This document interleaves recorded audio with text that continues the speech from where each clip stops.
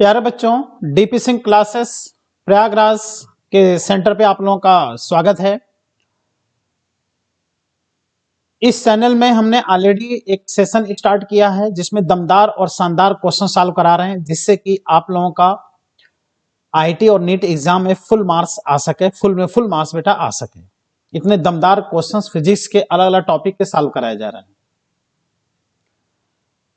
तो इसमें बेटा आज हम कैपेसिटेंस टॉपिक सॉल्व कराएंगे। कैपेसिटेंस टॉपिक के दमदार क्वेश्चंस कराएंगे। इसके पहले electric field and potential topic का भी वीडियो हमने दिया था। उसमें हमने 5 क्वेश्चंस बेटा होमवर्क दिया था। हमने बोला था कि उसको सॉल्व करके उसका आंसर आप लोग कमेंट बॉक्स में दीजिए। जैसे उतना क्वेश्चन सॉल्व करेंगे तो टॉपिक का पूरा कॉन्सेप्ट समझ में आएगा। तो electric field and potential topic जो हमने पिछला इसके जस्ट पहले वीडियो हमने दिया था, उसका 5 क्वेश्चंस का आंसर बतला दे रहे हैं। उसको आप लोग चेक कर लीजिएगा। अगर वो वीडियो नहीं देखे हैं तो बेटा उसको भी देख लीजिएगा। इसके पहले जो वीडियो हमने भेजा है पूरी मैकेनिक्स बेटा है, मैकेनिक्स भी पूरा देखिए। वे मोशन साउंड भी पूरा है, मॉडर्न फिजिक्स भी हमने पूरा दिया है। ये सब अपलोड हो चुका है बेटा। सारे वीडियोस ना देखे हो तो उसको देख लीजिए बेटा, बहुत ही फायदा इससे मिलेगा सारे वीडियो से। और जितना क्वेश्चन होमवर्क दिए हैं उसको जरूर बेटा आप लोग सॉल्व कर लीजिए। तो आओ बेटा आंसर लिख देते हैं electric field and potential topic का। इलेक्ट्रिक फील्ड एंड पोटेंशियल, इसके पहले जो वीडियो हमने दिया था, जिसका first number question, second, third, fourth और fifth, total 5 questions. First question का आंसर है बेटा ए, सेकेंड क्वेश्चन का आंसर है बी, थर्ड नंबर क्वेश्चन का आंसर है सी, फोर्थ नंबर क्वेश्चन का आंसर है ए एंड 5 नंबर क्वेश्चन का आंसर है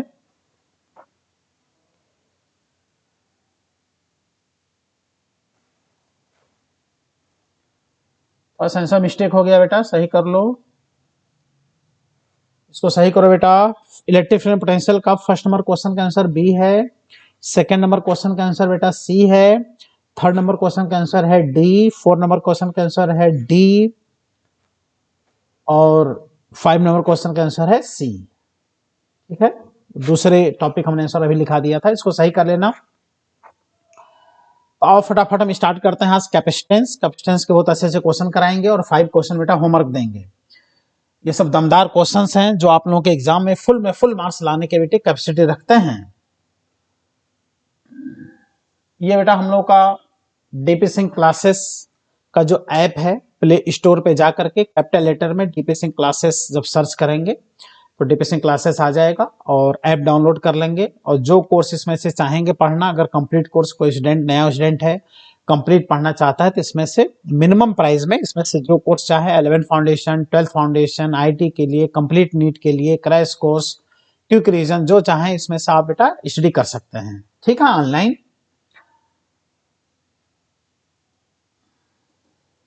इलेक्ट्रिसिटी का सेकेंड टॉपिक कैपेसिटेंस के आज क्वेश्चन कराने वाले हैं।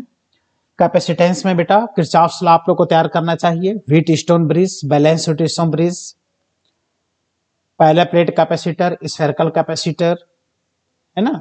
ये सब बहुत ही इंपॉर्टेंट इस टॉपिक में होते हैं, जिससे क्वेश्चन डायरेक्ट आपको एग्जाम में मिलते हैं। व्हीट स्टोन ब्रिज से भी क्वेश्चन आता है एग्जाम में। जैसे ये क्वेश्चन देखिए, ये question balance wheat stone bridge का क्वेश्चन है। इसमें पूछ रहा है कि इक्विवेलेंट रेजिस्टेंस बताइए कितना है। तो इक्विवेलेंट रेजिस्टेंस का हम लोग क्या करना है, कुछ नहीं। इसमें हम लोग को ये देखना है कि देखो बेटा, ये जो कैपेसिटेंस है ये है C1, ये कैपेसिटेंस है C2, इसको बोलते हैं बेटा C3, इसको बोलते हैं C4। तो C1 C2 का रेशियो देखो, C1 और C2 का रेशियो निकालो तो आ गया 10/10, 10/10 यानी 1। और इधर से C3 C4 का रेशियो निकालो, C3 C4, तो ये भी आ गया बेटा 10/10। और 10/10 मतलब ये भी क्या आ गया बेटा 1। इस तरह से आप देख रहे हैं कि C1/C2 किसके बराबर आ गया, C3/C4। यही है condition of balance Wheatstone bridge. इसको बोलते हैं condition of balance Wheatstone bridge. यही कंडीशन है बैलेंस्ड व्हीटस्टोन ब्रिज का। आया समझ में? तो चूंकि इस कंडीशन को ये फॉलो कर रहा है इसलिए सर्किट क्या है, बैलेंस है। बेटा जब सर्किट बैलेंस होगा तो ऐसे कंडीशन में याद रखिएगा कि ये बीच वाला जो कैपेसिटर है ये हट जाएगा, ठीक है। ये पॉइंट और ये पॉइंट सेम पोटेंशियल पे हो जाएगा, ये बीच वाला कैपेसिटर हटेगा। कब हटेगा, जब सर्किट बैलेंस होगा। बैलेंस कब होगा, जब ये C1/C2 C3/C4 को ये क्या करेगा, फॉलो करेगा। जब ये हटेगा तो ये दोनों कैपेसिटर ऐसे सीरीज में हो जाएंगे, ये दोनों कैपेसिटर सीरीज में हो जाएंगे, फिर दोनों पैरेलल में हो जाएंगे। तो ऊपर 10 और 10 देख लो, ऊपर के दोनों कैपेसिटर 10 और 10 सीरीज में हैं, तो ये हो जाएगा 10 और 10 सीरीज में मिलके होगा बेटा 5, तो हो जाएगा 5 माइक्रोफैरेड। फिर ये नीचे दोनों भी 10 और 10 सीरीज में, दोनों सीरीज में हो जाएंगे और ये हो जाएगा 5 माइक्रोफैरेड। बोलो, और इधर है A, इधर है B। अब ये दोनों 5 और 5 किस में हो गए, पैरेलल में। तो इस तरह से पैरेलल में क्या होता है, डायरेक्ट सम होता है। तो A और B के बीच टोटल कैपेसिटेंस 10 + 10, ये आ गया कितना, 20 माइक्रोफैरेड। टोटल कैपेसिटेंस आ गया कितना बेटा, सॉरी ये 5 और 5 है ना, 5 और 5 माइक्रोफैरेड और 5 माइक्रोफैरेड मिलकर कितना आ गया, 10। तो एक बात ये याद रखना कि बैलेंस ह्यूटिसम ब्रिज में अगर सभी कैपेसिटर्स इक्वल हैं तो ऐसे में नेट जो आंसर होगा वो किसी एक कैपेसिटर का कैपेसिटेंस होगा, फिर सॉल्व करने को सकता ही नहीं है। देखो ये सब अगर 20-20-20 होते हैं ना तो आंसर 20 आता, सब 5-5-5 होते हैं तो आंसर 5 आता, सब 10-10-10 है तो आंसर क्या आ रहा है, 10 आ रहा है। ठीक, तो ऐसे क्वेश्चन देखते ही आंसर आदमी बोल देता है, स्टूडेंट आंसर बोल देता है, इसमें ज्यादा सॉल्व करने की आवश्यकता नहीं होता है। एक बार ये सब सॉल्व करने की आवश्यकता है, उसके बाद से जैसे तुम्हारे सामने क्वेश्चन आएगा बेटा तुरंत इसका आंसर आप दे दोगे, ठीक है, तुरंत। आइए बेटा देखते हैं नेक्स्ट क्वेश्चन क्या है। ये भी क्वेश्चन देखिए, नेट कैपेसिटेंस पूछ रहा है, ए और बी के बीच net capacitance between A and B find करा रहा है। बस जैसे 5 कैपेसिटर आपको दिखाई दे बेटा, 5 कैपेसिटर, देखो कहीं ये बैलेंस तो नहीं है, तो देखो इसमें क्या है कि वही सर्किट यहां भी बनाया है, बस थोड़ा सा घुमा दिया है, इसके स्वरूप को चेंज कर दिया है। तो क्या कहेंगे, CR वही अपना रंग बदल दिया है ना, है ह्यूटिसम ब्रिज ही, CR वही है, अपना रंग बदल दिया है। देखो बेटा ये 2 माइक्रोफैरेड ये हो गया C1, 6 माइक्रोफैरेड ये हो गया C2, 2 माइक्रोफैरेड बेटा C3 और ये हो गया C4। तो 2 और 6 का रेशियो निकालो तो ये आ गया बेटा 1/3, ये आ गया C1/C2, और यहां से भी देखो C3/C4 का अगर रेशियो फाइंड करो तो वो भी है 2/6, दैट इज 1/3। इससे क्लियर हो गया कि C1/C2 इक्वल हो गया किसके, C3/C4, C1/C2 is equal to C3/C4, that is circuit is balance with stone bridge।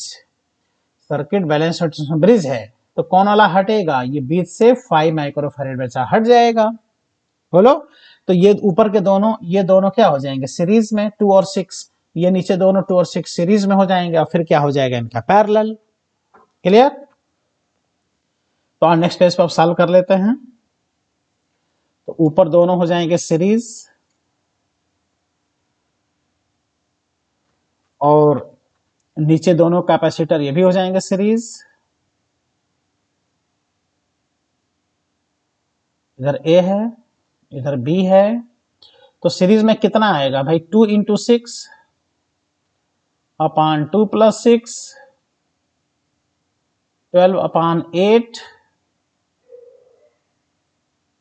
ठीक है, ये आ गया 3/2 माइक्रोफैरेड। यहां पर देख लो 2 × 6/2 + 6, क्योंकि 2 और 6 सीरीज में है, 12/8,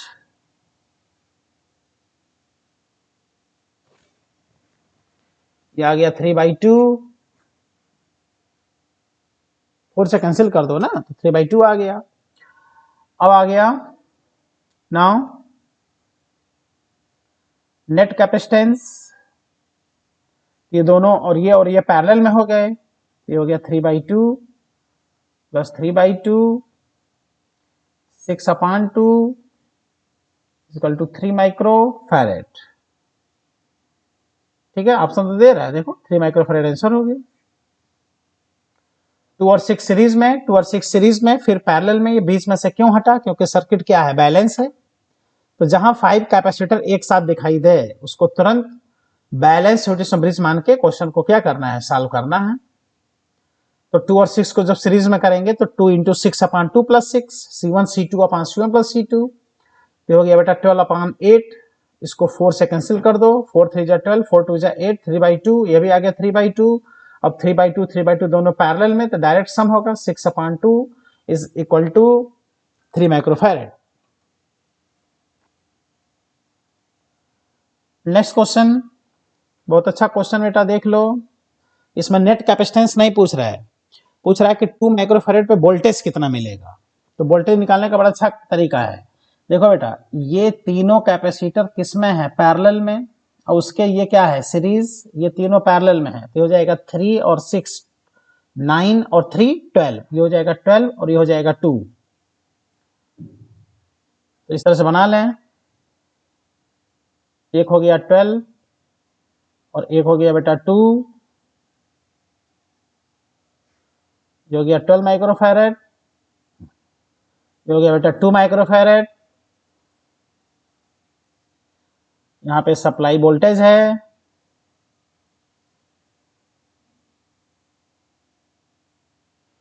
सप्लाई वोल्टेज 70 वोल्ट है। अब क्या होगा, जब इधर से चार्ज चलेगा तो दोनों में चार्ज बराबर होगा। इसको वोल्टेज बेटा V1 मिलेगा और इसको वोल्टेज क्या मिलेगा, V2 मिलेगा। तो क्या पूछ रहा है, V2 फाइंड करना है। तो बेटा हम नया कॉन्सेप्ट तुम लोग को बता रहे हैं कैसे वोल्टेज हम लोग फाइंड कर सकते हैं। कुछ स्टूडेंट क्या करते हैं कि नेट कैपेसिटेंस फाइंड करते हैं, फिर चार्ज फाइंड करते हैं, तब वोल्टेज फाइंड करते हैं। और हम लोग चाहें तो चुटकी बजा के एक लाइन में क्वेश्चन को क्या कर सकते हैं, सॉल्व कर सकते हैं। तो देख लो बेटा, V1 और V2 का रेशियो, बोलो V बराबर क्या होता है, तुम्हें बताओ, Q/C होता है कि नहीं, V इक्वल टू Q/C होता है। दोनों पे चार्ज क्या है, इक्वल होगा सीरीज में, तो वोल्टेज कैपेसिटेंस के इनवर्सली बेटा देखो डिवाइड होता है। तो जो वोल्टेज डिवाइड होगा, रेशियो मेथड से सॉल्व कर लो, ये सीधे सीधे इनवर्सली C1 C2 नहीं, C2 और C1 का रेशियो होगा। तो यहां से आ जाएगा बेटा V1 और V2 का ratio equal to C2 C1 का रेशियो। C2 है यहाँ पर कितना 2 और C1 कितना है बेटा 12। तो आ गया 1 और 6 का रेशियो। देखो कितना आसानी से बेटा सॉल्व हो रहा है, 1 और 6 का रेशियो। अब हम लोग को क्या फाइंड करना है, V2। तो V2 का जो वैल्यू आएगा, देखो V2 का जो वैल्यू आएगा, इसका रेशियो 6 अपान दोनों का सम 7 इंटू टोटल वोल्टेज 70 वोल्ट यहाँ लिख दो और इसको इससे कैंसिल कर दो, ये आ गया बेटा 10। इस तरह से जो V2 आ गया वो कितना आ गया, 60 वोल्ट। बोलो, V2 60 वोल्ट आ गया। तो कितना आसानी से रेशियो मेथड से सॉल्व हो गया है ना। ये सब दमदार क्वेश्चन, ऐसे क्वेश्चन आते हैं एग्जाम में, जिस स्टूडेंट की प्रैक्टिस रहती है फट से ऐसे क्वेश्चन को मन में ऐसे सॉल्व कर देता है।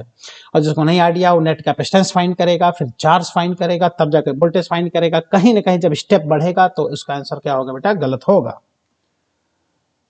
तो इसमें कोई आंसर दिखाई दे रहा है, ये है 60 वोल्ट।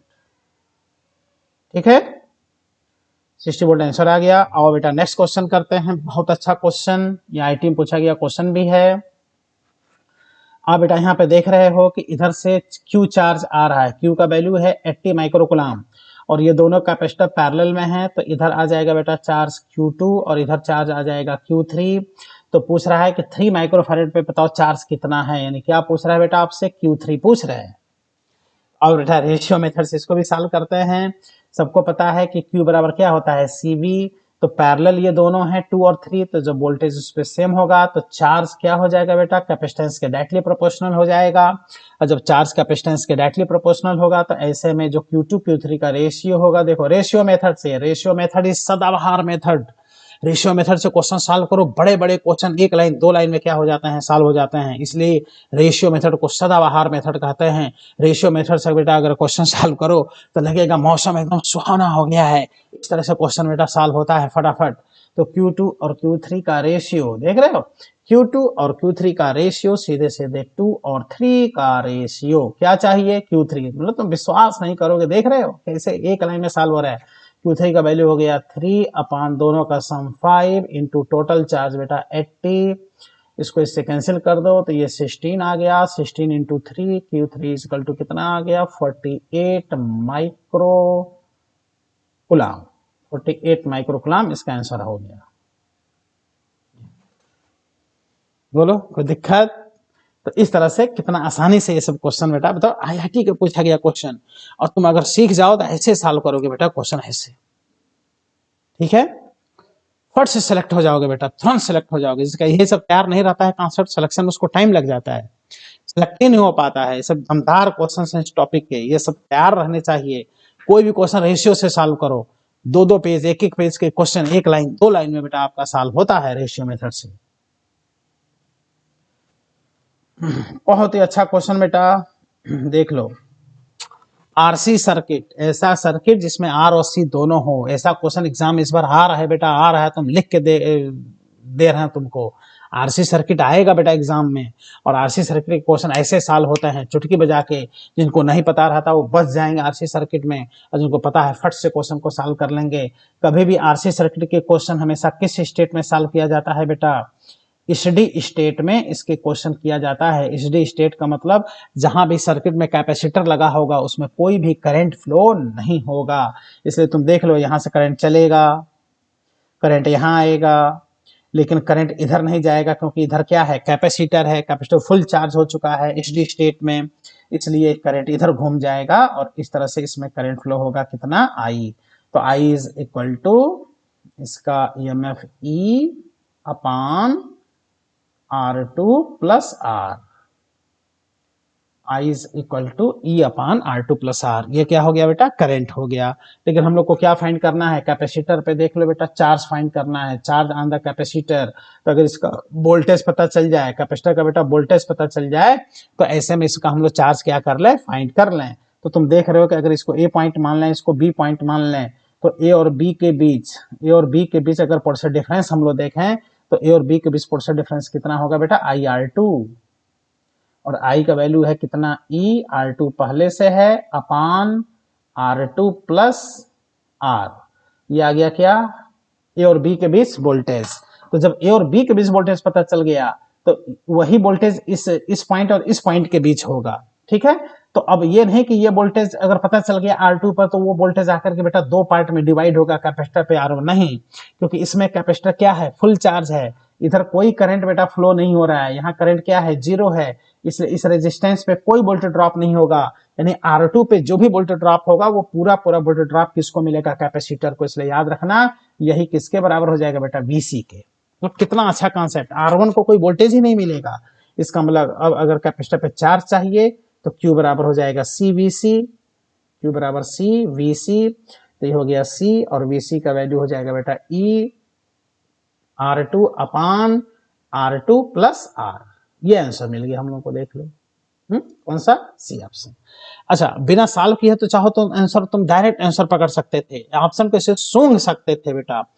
तुमको बताओ किसके साथ कैपेसिटर लगा है, R1 के साथ। तो R1 के साथ कैपेसिटर लगा है तो एसडी स्टेट में उस कैपेसिटर में कोई करंट नहीं जाएगा, यानी R1 को कोई वोल्टेज ड्रॉप नहीं मिलेगा, यानी आंसर में R1 आएगा ही नहीं। तो तुम यही एक ऐसा आंसर है जिसमें देखो R1 नहीं है, इसमें भी R1 है, डी ऑप्शन में, बी ऑप्शन में भी R1 है, और C इंटू ई तो वोल्टेज उस पर होगा नहीं, चार्ज तो होगा नहीं, क्योंकि पूरा वोल्टेज तो कैपेसिटर को ई वोल्टेज तो मिलेगा नहीं, क्योंकि इस ई के साथ में एक रेजिस्टेंस लगा है, तुम देख रहे हो। इसलिए बेटा ये आपका एकदम विशेष रूप से आरसी सर्किट तैयार होना चाहिए। आरसी सर्किट के क्वेश्चन जब एग्जाम में आता है तो मैक्सिमम क्वेश्चन आरसी सर्किट के क्वेश्चन को छोड़ता है, क्योंकि कहता है कि भाई हम रेजिस्टेंस सॉल्व ही नहीं कर पा रहे हैं, कैपेसिटर सॉल्व ही नहीं कर पा रहे हैं, दोनों मिला करके दे दिया है, तो अब क्या करें। तो मिला के दे दिया है तो समझ और आसान कर दिया है। इसलिए कभी भी अगर R इंटू सी, R और C का क्वेश्चन एग्जाम में आ गया तो जरूर जरूर उसको सॉल्व करना बेटा, छोड़ना नहीं, क्योंकि मैक्सिमम स्टूडेंट उस क्वेश्चन को क्या करता है, छोड़ता है, क्योंकि आरसी सर्किट का कॉन्सेप्ट सबको नहीं रहता। कहीं इसमें ये नहीं लिखा है एसडी स्टेट, लेकिन आरसी सर्किट के क्वेश्चन हमेशा किस स्टेट में सॉल्व करने चाहिए, एसडी स्टेट में ही बेटा हमेशा सॉल्व करने चाहिए। ये क्वेश्चन बहुत ही इंपॉर्टेंट एनसीईआरटी में क्वेश्चन दिया है, इसे क्वेश्चन डायरेक्ट एग्जाम में आते हैं। An electrical technician requires a capacitance of 2 microfarad in a circuit across a potential difference 1 kilovolt. A large number of 1 microfarad capacitors are available to him, each to which can withstand a potential difference of not more than 400 volt. उसके पास एक electrician है, उसके पास ढेर सारे capacitor उपलब्ध हैं, लेकिन उस कैपेसिटर में जो ईच कैपेसिटर है 1 माइक्रोफैरेड का है और ईच कैपेसिटर 400 वोल्ट बर्दाश्त कर सकता है। तो कह रहा है कि हम कुल कितने कम से कम कैपेसिटर यूज करके हम 2 माइक्रोफैरेड का कैपेसिटेंस बना सकते हैं जो कि पूरा कॉम्बिनेशन 1000 वोल्ट पे काम करे। देखो लिखा है 1 किलो वोल्ट, देखो यहाँ 1 किलो वोल्ट वो काम करे। तो जाहिर है कि बेटा ईच कैपेसिटर अगर 400 वोल्ट का है और तुम 1000 वोल्ट सर्किट को दोगे तो सारे कैपेसिटर खराब हो जाएंगे, इसलिए सीरीज में कैपेसिटर क्या करना होगा, जोड़ना होगा। तो हम लोग क्या कहेंगे यहाँ पर, number of capacitors in series, series में कुल कितने कैपेसिटर चाहिए, तो सीरीज में जो कैपेसिटर होता है n उसको बोलते हैं। तो इसमें क्या करना है, पूरे सर्किट का जितना वोल्टेज देना है उसमें से एक कैपेसिटर के वोल्टेज को क्या कर दो बेटा, डिवाइड कर दो। पूरे को कितना देना है, 1 किलो वोल्ट यानी 1000 वोल्ट, और एक कैपेसिटर का वोल्टेज कितना है बेटा, 400 वोल्ट। देखो ये कट गया और ये कितना आ गया, 2.5।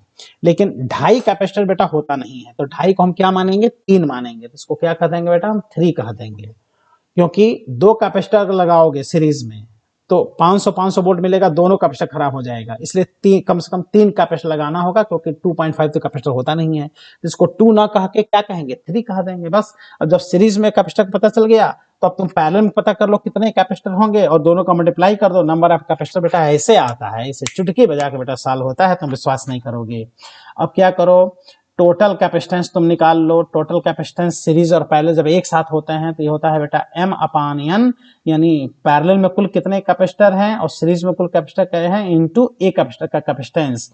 टोटल कैपेसिटेंस बेटा चाहिए 2, m यहाँ पर फाइंड करना है, n का वैल्यू कितना आया 3, और एक कैपेसिटर का जो कैपेसिटेंस है वो देखो दिया है 1 माइक्रोफैरेड, एक कैपेसिटर का कैपेसिटेंस। यहाँ बेटा 1 रख दो तो m बराबर कितना आ गया, 6 आ गया। इसलिए यहां से फाइंड कर लो टोटल नंबर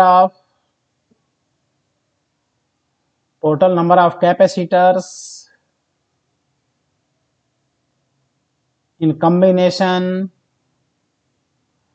कॉम्बिनेशन में कुल कैपेसिटर की संख्या, कैपिटल N बराबर रो इंटू कॉलम, इसका वैल्यू आया 6, इसका वैल्यू आया 3, इक्वल टू कितने बेटा, 18 कैपेसिटर टोटल चाहिए बेटा 18। आगे समझ में, देख लो टोटल 18 कैपेसिटर इसमें चाहिए। एनसीईआरटी का क्वेश्चन है, डायरेक्ट एग्जाम आपको मिलेगा और बहुत ही लेंदी होता है, समझ नहीं पाओगे क्या है, लेकिन सोल्यूशन अगर थोड़ा सा ट्रिकी मेथड से करो तो आ जाएगा। सीरीज में कितने कैपेसिटर चाहिए, पैरेलल में, ये क्लियर होना चाहिए। तो सीरीज के लिए टोटल वोल्टेज में से एक कैपेसिटर के वोल्टेज डिवाइड कर दो तो ये आ गया n, और टोटल कैपेसिटेंस सीरीज पैरेलल वाले में नेट कैपेसिटेंस का फॉर्मूला लगा दो, जिसमें n का वैल्यू रख दो, c का वैल्यू रख दो, c नॉट का वैल्यू रख दो, m आ गया, m और n का मल्टीप्लाई कर दो, टोटल नंबर ऑफ कैपेसिटर आ गया। नेक्स्ट क्वेश्चन बेटा बहुत इंपॉर्टेंट क्वेश्चन है ये भी। 2 charge conducting sphere of radii A and B, 2 spheres हैं, एक का रेडियस है a, दूसरे का रेडियस है b, दोनों को चार्ज कर दिया। मान लो इस पे Q1 चार्ज दे दिया, इस पे क्या कर दिया बेटा, Q2 चार्ज दे दिया। उसके बाद से कह रहा है कि दोनों को एक कनेक्टिंग वायर से कनेक्ट कर दिया, देख रहे हो, वायर से दोनों को कनेक्ट कर दिया। तो जब 2 चार्ज स्फीयर को वायर से कनेक्ट कर दोगे तो उस पे चार्ज बेटा चेंज होकर के इस पे Q1 डैश हो जाएगा, और इस पे चार्ज चेंज होकर के Q2 डैश हो जाएगा। चार्ज का रिडिस्ट्रीब्यूशन होगा, इसलिए इस पे चेंज होकर के Q1 डैश, उस पे हो जाएगा बेटा Q2 डैश। और Q1 डैश और जो Q2 डैश का रेशियो होगा, ये होगा बेटा C1V अपान C2V, क्योंकि दोनों पे वोल्टेज कॉमन हो जाएगा, V से V कट जाएगा। C1 हो जाएगा बेटा 4 pi epsilon not into radius upon 4 pi into epsilon not into radius. तो ये आ गया कितना, A अपान B। लेकिन अब पूछ रहा है कि नहीं, दोनों पर इलेक्ट्रिक फील्ड इंटेंसिटी का रेशियो बताओ, तो निकाल लो बेटा। इलेक्ट्रिक फील्ड इंटेंसिटी का रेशियो पहले स्फेयर पर अपान दूसरे स्फेयर पर, तो ये हो जाएगा 1/4πε0 Q1 dash upon A square upon 1/4πε0 into Q2 dash upon B square. इससे बेटा ये कट गया, यहाँ से देख लो ये आ गया Q1 dash upon Q2 dash is equal into B square upon A square, और Q1 dash upon Q2 dash आ गया बेटा A upon B into B square upon A square. एक ए से बेटा एक ए कट गया, एक बी से बी कट गया, इक्वल टू कितना आ गया, बी अपान ए का रेशियो आता है इलेक्ट्रिक फील्ड इंटेंसिटी पर बी अपान ए का रेशियो। क्लियर? ठीक है, तो बहुत ही इंपॉर्टेंट बेटा। ठीक, इतने ढेर सारे कॉन्सेप्ट हमने बता दिए, क्वेश्चन करा दिए। अब आगे क्या करना, अब बेटा ये सब क्वेश्चन होमवर्क दे रहे हैं। देखो question number first RC circuit का क्वेश्चन, इसको सॉल्व करके इसका आंसर देना बेटा। क्वेश्चन नंबर सेकंड इसका आंसर देना, ये हो गया क्वेश्चन नंबर थर्ड, इसका आंसर देना है आप लोगों को। और ये question number 4 and question number 5। Total कितने क्वेश्चंस? 5 क्वेश्चंस ये हैं। इतना अगर क्वेश्चन आप सॉल्व कर लेंगे तो इस पूरे टॉपिक का कॉन्सेप्ट बेटा आपका डेवलप हो जाएगा। पूरा टॉपिक खूब बढ़िया से तैयार कीजिए। कैपेसिटेंस से एक क्वेश्चन आपको जरूर एग्जाम में बेटा मिलेगा, और इलेक्ट्रिक फील्ड पोटेंशियल वाले से तो 3 क्वेश्चन मिलेंगे, भी ध्यान देना। पहले टॉपिक से 3 क्वेश्चन, ऐसे मिलेगा 1 क्वेश्चन। ठीक है, तो अगले टर्म पर अब हम कराएंगे electrical conduction and simple circuit, resistance वाला कॉन्सेप्ट, जिसमें कि मीटर ब्रिज पोटेंशियोमीटर आता है। तो अगले टर्म पर electrical conduction and simple circuit, जिससे इलेक्ट्रिसिटी क्या हो जाएगा बेटा फिनिश। उसके बाद आ जाएंगे हम लोग को मैग्नेटिज्म पर। तो सारे क्वेश्चन जरूर बेटा सॉल्व कर लिया कीजिए। Thank you, all the best.